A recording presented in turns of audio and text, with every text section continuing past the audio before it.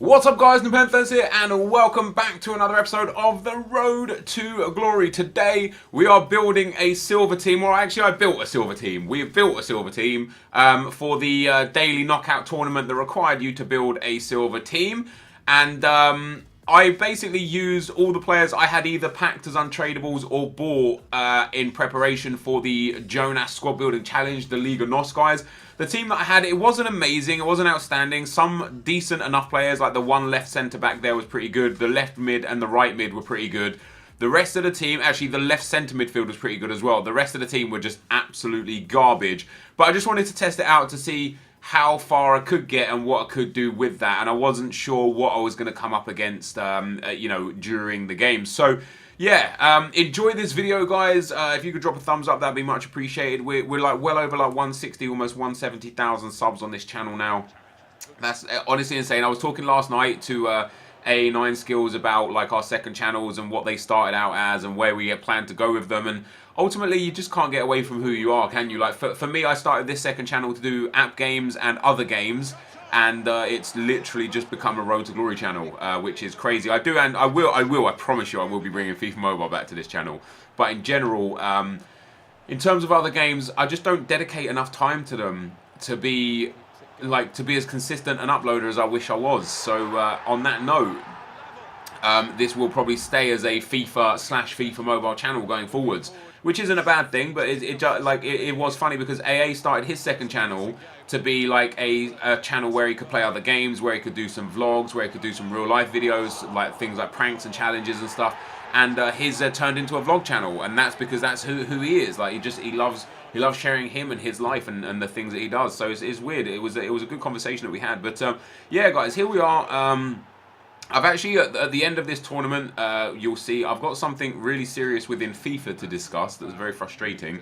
But in the meantime, I've got some more comments from the videos, and I do enjoy reading your guys' comments. And if you've like left a comment, I know a lot of people leave a lot of comments. I try and pick comments that I think will offer good discussion topics and potentially benefit me or you from discussing the actual topic at hand and potentially learning more. And sometimes I ignore like things that I've answered a lot, or things that I don't think are necessarily relevant or important at this stage in FIFA.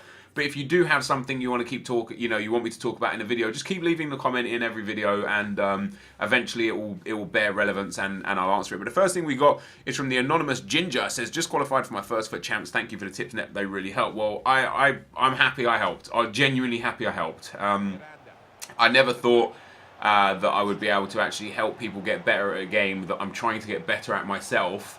So the fact that I can help people is just brilliant, and I thank you for watching 100%. Zalk says, does the bronze pack method still work for you, by the way? Because it used to be amazing for me. I don't think I profit from it anymore.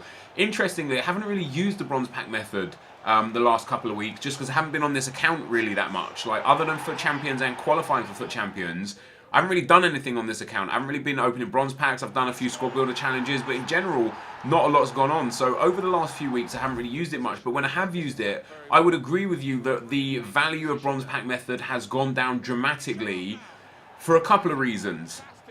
Reason number one is that now that they patched you having to sub injured players out, for some reason that caused injury cards to go down in price. Even though the actual frequency of injuries is still exactly the same, for some reason, not having to sub that one injured player out has caused injury cards to go down. So whereas you used to be able to sell the all plus one injury card for like 800 to 900 coins, it's now 400 coins.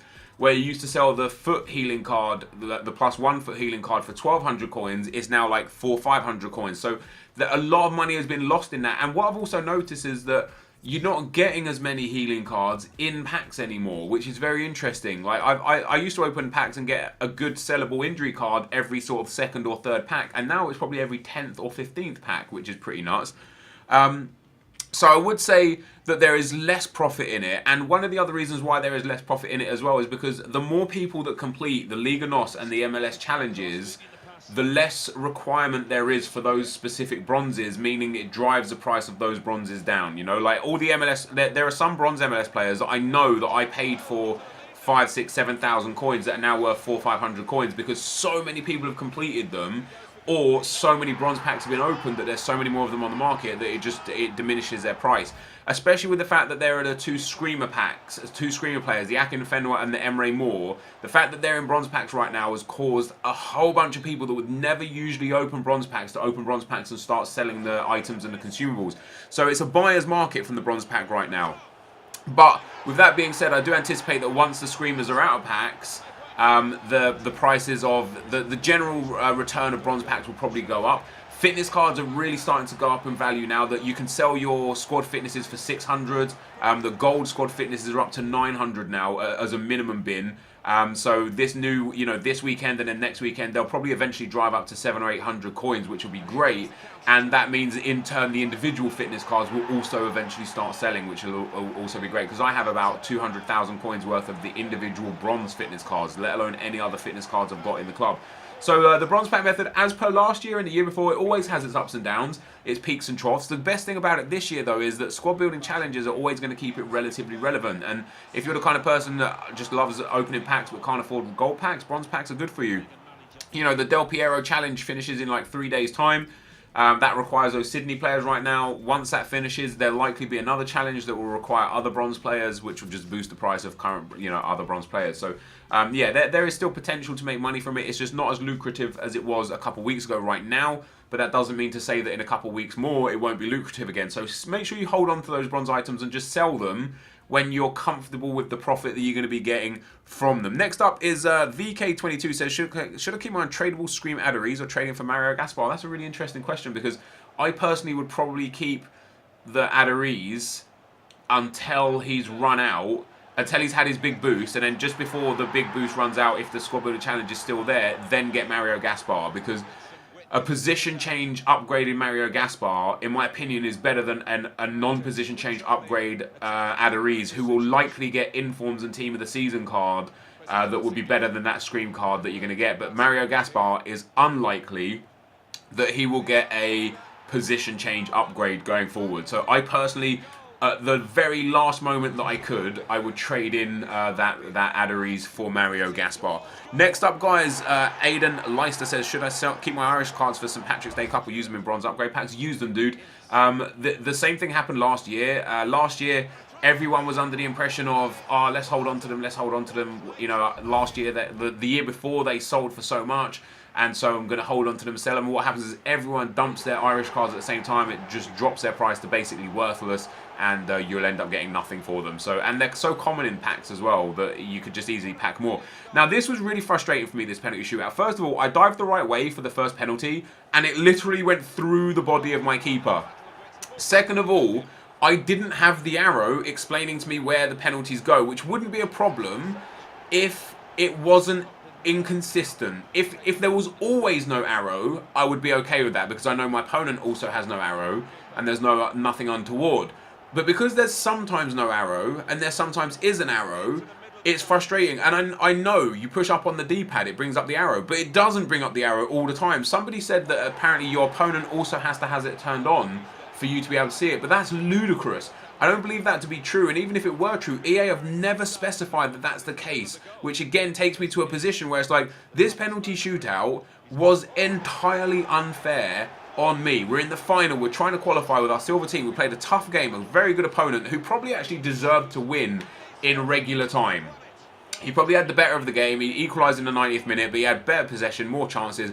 But when it comes to penalty shootouts, it's a different kettle of fish. What happened in the game is irrelevant at that point. So that penalty shootout and the fact that I lost that penalty shootout, genuinely in my opinion, because I didn't know where I was shooting, is nonsense. And EA need to, again, it's something EA need to address, and they need to be transparent with us. What causes you to have the arrow or not have the arrow? And why do you get it sometimes and not other times? And in the times where you don't get it, does your opponent actually get it? Because I don't know. Nobody knows. So I was really, I was actually quite tilted and a little bit pissed off that I lost a game. I lost the game because because I couldn't see the arrow. But bottom line is I couldn't see the arrow, and it was very frustrating. Now, I went and completed a couple of the marquee matchup squad building challenges, which is what it's going to be for the rest of the video. I thought I'd be able to get that draft token for cheap, but those Deportivo Spanish players were just too... I don't understand people's mentality, right? You get, for completing the other 3 random packs. For that one last one, where you need 3 Celta Vigo Spanish, 3 Deportivo Spanish, and a Spanish team, you get a draft token, which has an a rounded value of 15,000 coins. No more, no less. That's it. People were paying 8,000 coins for Deportivo Spanish players, and you need 3 of them. That's 24,000 coins a player you're paying for to complete something that gives you something to the value of 15,000 coins, not including the other 8 players that you need. Why? Why are we doing that? Why are we driving the price of players like that up when you would, like, logic would suggest that you wouldn't pay more than 4,000 coins per player? That'd take you to 12k. That gives you 3k to then spend on the rest of the team, because the Celta Vigo players were cheap as hell. There was like 1,000 coins max. It wasn't a problem.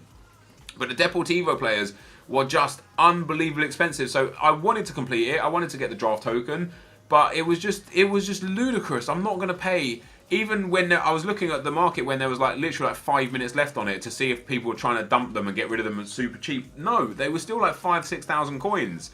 So if I needed to buy those 3 players, I'd have to spend 15,000 to 18,000 coins to get something that returns 15,000 coins. The reason why it's illogical is because instead of doing the squad building challenge to get that draft token pack, you could just go and pay 15,000 coins and enter the draft. You've saved yourself money. So I don't know. I was a little bit upset that I couldn't afford to finish it because of how expensive players were. Now, I understand things like the Del Piero thing, there's an intrinsic value there. Like, the Sydney players are all going for 8 to 10k. They're rare on the market. To get that Del Piero for 20 games, the value that is, there's no set value, you know? Like, you get him and you get a 45k pack. So, in that sense, it's like, hey, how much do you value that at? That's how much you'll buy the players for. But in terms of a draft token, it has a dedicated value, and if you pay more than that dedicated value to receive that item, you're an idiot, and you've ruined it for everyone else as well. Stop being idiots, is the bottom line of that story. David James says you 100% don't make 800 to 900 coins per bronze pack. That's absolutely bullshit. I don't necessarily disagree, dude. My point in the last video when I was saying that wasn't per pack. It's on average, I would say you make about 800 to 900 coins per bronze pack, and you can dispute that if you like. But the arguments are there. Go and open 10,000 coins worth of packs, of bronze packs, and I guarantee you, if you sold and or discarded everything to a value that it actually has in the market, you would finish with at least 18 to 19,000 coins, at least. I guarantee it. I 100% guarantee it. Although on each individual pack you don't necessarily make 800 to 900 coins, you might make 200 coins on 10 packs in a row, and then make 7,000 coins on the next pack because you pack a Liga NOS Silver. It's just how it is, in my opinion. The next message was from Jake. Says, I love your series, man. I know you think Foot Champions is really profitable, but you're not doing anything else, and it's becoming boring to watch, so you could try doing it once every fortnight because it would be a lot more enjoyable.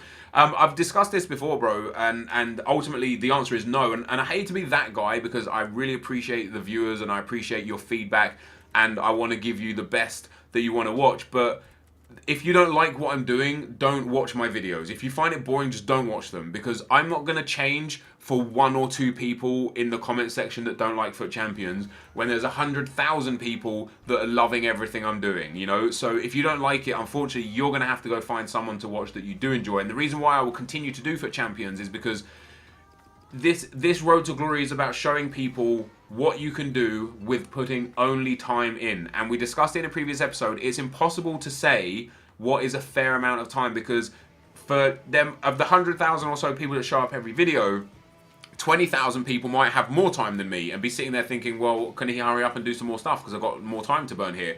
20,000 might have the exact same time, 20,000 might have a little bit less time, 20,000 might have way less time, and 20,000 people might just watch it because they don't have any time and they want to live through the game through me. So, like, I can't, you know, like, just off the top of my head, that's 5 different categories of people that I can't please all of them for. So I'm going to do it how I would do it, if I wasn't doing it as a job, if I didn't do YouTube, if I wasn't putting money into the account, if I was just having fun on FIFA, I'm going to do it how I would do it. And this is how I would do it. And if you don't like that, and if you find that boring, unfortunately, you're going to have to be the one that goes and watches somebody else, because I'm not going to change. I'm not going to do anything differently. I think Foot Champions is a fantastic way to make money. It's a fantastic way to get profit off the game without putting anything in.